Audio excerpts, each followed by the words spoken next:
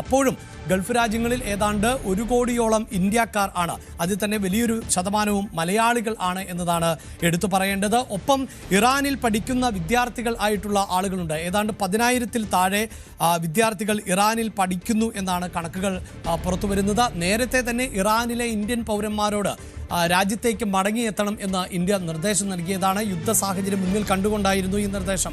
പക്ഷേ ഈ കുട്ടികൾ വരാൻ തയ്യാറായിരുന്നില്ല എന്നതാണ് എടുത്തു പറയേണ്ടത്. ഇപ്പോൾ ടെഹ്റാൻ, ഖോം എന്നിങ്ങനെ ഉള്ള ഇറാനിലെ നഗരങ്ങളിൽ ആണ് ഏതാണ്ട് 10,000-ഓളം ഇന്ത്യൻ വിദ്യാർത്ഥികൾ കുടുങ്ങിക്കിടക്കുന്നത്. ഈ വിദ്യാർത്ഥികളിൽ അധികവും ജമ്മു കാശ്മീരിൽ നിന്നുള്ള വിദ്യാർത്ഥികളാണ്. പക്ഷേ അവരോട് പലപ്പോഴായി ഇന്ത്യയിലേക്ക് തിരികെ എത്തണമെന്ന് കേന്ദ്ര സർക്കാർ നിരന്തരം ആവശ്യപ്പെട്ടിരുന്നു. പക്ഷേ അതിന് മടങ്ങി വരാൻ അവർ തയ്യാറായിരുന്നില്ല.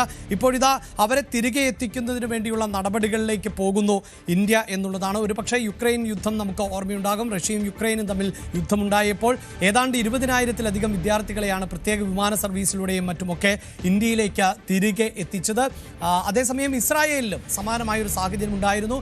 ഇസ്രായേലും ഹമാസും തമ്മിൽ പോരാട്ടം ആരംഭിച്ചപ്പോൾ ഇസ്രായേലിൽ നിന്ന് ആളുകളെ ഇന്ത്യയിലേക്ക് എത്തിക്കുവാനുള്ള നീക്കം നടത്തി. പക്ഷേ ആ സമയത്ത് അധികം ആളുകൾ താല്പര്യം പ്രകടിപ്പിച്ചില്ല ഇന്ത്യയിലേക്ക് മടങ്ങി വരാൻ. അവർ ഇസ്രായേലിൽ തന്നെ തുടരുന്ന സാഹചര്യം ആണ് ഉള്ളത്. ഇങ്ങനെയുള്ള നീക്കങ്ങളും ഇന്ത്യയുടെ ഭാഗത്ത് നിന്ന് നടക്കുന്നുണ്ട്. ഈ യുദ്ധത്തിന്റെ പശ്ചാത്തലത്തിൽ കൂടുതൽ ഹെൽപ്പ് ലൈനുകൾ ആരംഭിച്ചിട്ടുണ്ട്. ദോഹയിലെ ഇന്ത്യൻ എംബസിയും അത്തരത്തിൽ ഏതെങ്കിലും തരത്തിൽ ജീവന് ഭീഷണിയാകുന്ന സാഹചര്യം ഉണ്ടെങ്കിൽ അത് അറിയിക്കണം എന്നുള്ളതാണ്. പ്രിയ പ്രേക്ഷകരെ, ഇക്കാര്യം ഞാൻ പങ്കുവയ്ക്കുന്ന ഘട്ടത്തിൽ തന്നെ ഇതാ ആക്രമണം ഇറാൻ കടുപ്പിച്ചിരിക്കുന്നു എന്നതാണ്, തിരിച്ചടി കടുപ്പിച്ചിരിക്കുന്നു എന്നതാണ് എടുത്തു പറയേണ്ടത്.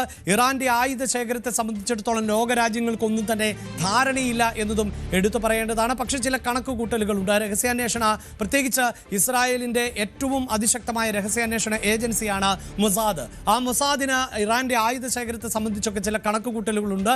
അതിന്റെ അടിസ്ഥാനത്തിൽ കൂടിയാണ് അവർ ആക്രമണം നടത്തുന്നത്. അമേരിക്കയ്ക്കുമുണ്ട്. കഴിഞ്ഞ ദിവസങ്ങളിലടക്കം പുറത്തു വന്നിരുന്ന റിപ്പോർട്ടുകൾ ഇങ്ങനെ തുടർച്ചയായി ഇറാൻ ആക്രമണം നടത്തുമ്പോൾ ഇറാന്റെ ആയുധ ശേഖരം അത് വളരെ പെട്ടെന്ന് ഇല്ലാതാകുന്ന ഒരു സാഹചര്യം സൃഷ്ടിക്കുമെന്നും അങ്ങനെ ഇറാന് ഇടവേളകളിൽ മാത്രമേ ആക്രമണം നടത്താൻ സാധിക്കുകയുള്ളൂ എന്നതുമായിരുന്നു. എന്നാൽ ഇപ്പോഴും ഇറാൻ ആക്രമണം തുടരുന്നു എന്നുള്ളതാണ്. ഇപ്പോൾ ദുബായിൽ വീണ്ടും ആക്രമണം നടന്നിരിക്കുന്നു എന്ന വിവരം പുറത്തു വരുമ്പോൾ അജയ്, വലിയ സ്ഫോടനം ആണ് ദുബായിൽ നടന്നിട്ടുള്ളത് എന്നതാണ് നമുക്ക് മനസ്സിലാക്കാൻ സാധിക്കുന്നത്. പുതിയ വിവരങ്ങൾ ലഭ്യമാകുന്നുണ്ടോ? അഭിലാഷ്, ഈ പ്രിൻസ് സുൽത്താൻ എയർബേസ് കേന്ദ്രീകരിച്ച് ഒരു വലിയ സ്ഫോടനം ദുബായിൽ നടന്നിട്ടുണ്ട് എന്നാണ് മനസ്സിലാക്കാൻ സാധിക്കുന്നത്. ഇതിനു മുൻപേ ചില വിവരങ്ങൾ നമുക്ക് പുറത്തു വന്നതെന്ന് പറഞ്ഞാൽ ദുബായ് ചില മിസൈലുകൾ ഇന്റർസെപ്റ്റ് ചെയ്തു, അത് നശിപ്പിച്ചു, പൂർണ്ണമായിട്ട് നശിപ്പിക്കുക ഉൾപ്പെടെ ചെയ്തു. പക്ഷേ ഈ മിസൈലുകളിലെ ചില അവശിഷ്ടങ്ങൾ വീണ് ചെറിയ തീപിടുത്തം ഉണ്ടായിട്ടുണ്ട്.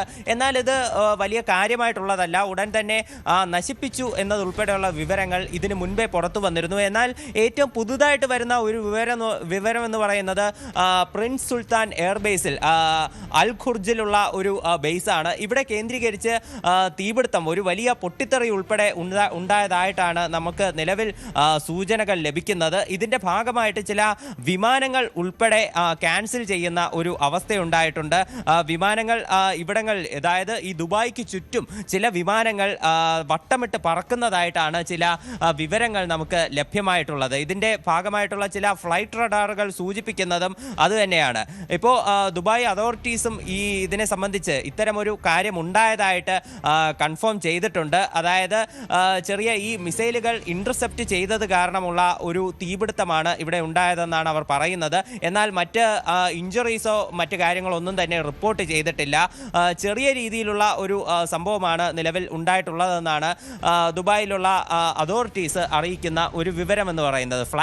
എന്നാലും ഈ വിമാനങ്ങൾക്ക് ലാൻഡ് ചെയ്യാനുള്ള ഒരു പെർമിഷൻ ഇതുവരെയും കൊടുത്തിട്ടില്ല.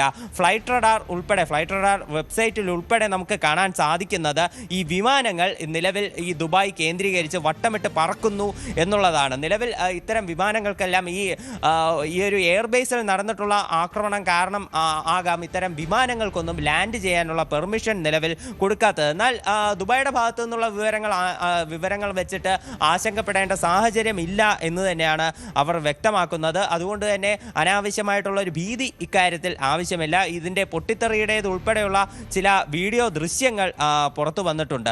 അൽഖുർജ് കേന്ദ്രീകരിച്ചാണ് ഇത്തരമൊരു തീപിടുത്തവും അതുപോലെ തന്നെ സ്ഫോടനവും ഉണ്ടായിട്ടുള്ളത്. ഈ സാഹചര്യങ്ങൾ അത് ഉടൻ തന്നെ പഴയതുപോലെ വരികയും അതുപോലെ വിമാനങ്ങൾക്ക് തിരിച്ച് അവിടെ സർവീസ് നടത്താൻ അനുമതി കൊടുക്കും എന്ന് തന്നെയാണ് പ്രതീക്ഷിക്കുന്നത്. ഇപ്പോൾ ഈ സംഘർഷങ്ങളെ തുടർന്ന് ആദ്യഘട്ടത്തിൽ എല്ലാ വിമാനങ്ങളും സസ്പെൻഡ് ചെയ്യുന്ന ഒരു നടപടി ഉണ്ടായിരുന്നു. അതിനുശേഷം UAE അടക്കം നിരവധി രാജ്യങ്ങൾ അടുത്തിടെയാണ് വിമാന സർവീസുകൾ ഭാഗികമായെങ്കിലും ആരംഭിച്ചത്. ഇത്തരത്തിൽ മറ്റ് രാജ്യങ്ങളിൽ നിന്ന് വന്നിട്ടുള്ള വിമാനങ്ങൾ ഇവിടെ ലാൻഡ് ചെയ്യാൻ തുടങ്ങുന്നതിനിടെയായിരുന്നു ഇത്തരമൊരു ചെറിയ രീതിയിലെ സ്ഫോടനം അവിടെ ഒരു എയർബേസ് കേന്ദ്രീകരിച്ച് ഉണ്ടാകുന്നത്.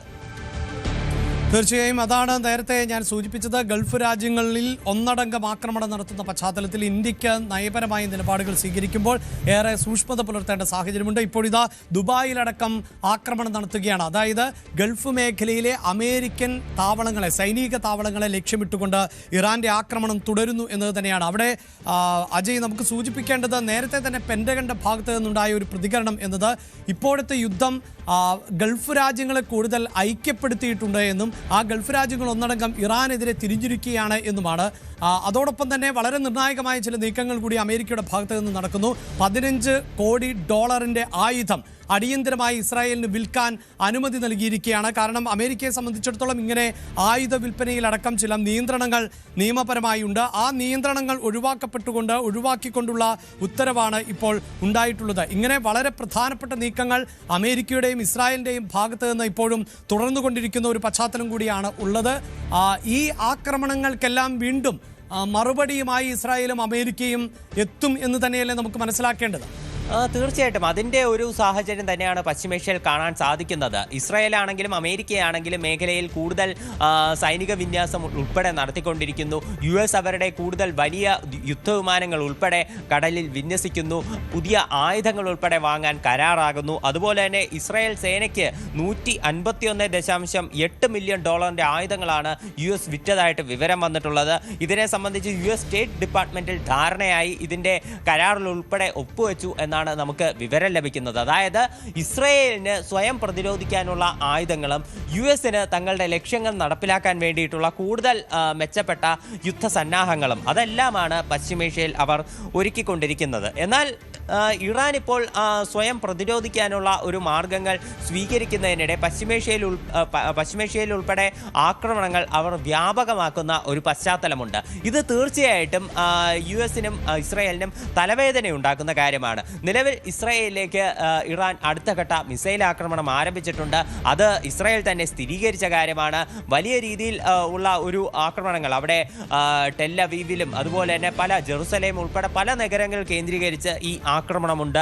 ഇതിൻ്റെ നാശനഷ്ടങ്ങൾ എത്രത്തോളമാണെന്ന് ഇനി വരും മണിക്കൂറുകളിൽ അറിയാൻ സാധിക്കും എന്ന് പ്രതീക്ഷിക്കുന്നു. പല ഡ്രോണുകളും അവർ ഇന്റർസെപ്റ്റ് ചെയ്ത് നശിപ്പിച്ച് കഴിഞ്ഞു. ഈ പശ്ചിമേഷ്യയിൽ ഉൾപ്പെടെ നിലവിലുണ്ടാകുന്നത് ഈ ഡ്രോണുകളും അതുപോലെ തന്നെ മിസൈലുകളും ഇന്റർസെപ്റ്റ് ചെയ്യുന്നത് കാരണം ഉണ്ടാകുന്ന ചില സ്ഫോടനങ്ങളും അതുപോലെ തന്നെ തീപിടുത്തങ്ങളുമാണ്. അല്ലാതെ മിസൈലുകളും ഡ്രോണുകളും നേരിട്ട് പതിച്ചുകൊണ്ടുള്ള വലിയ തരത്തിലുള്ള കാഷ്വാലിറ്റി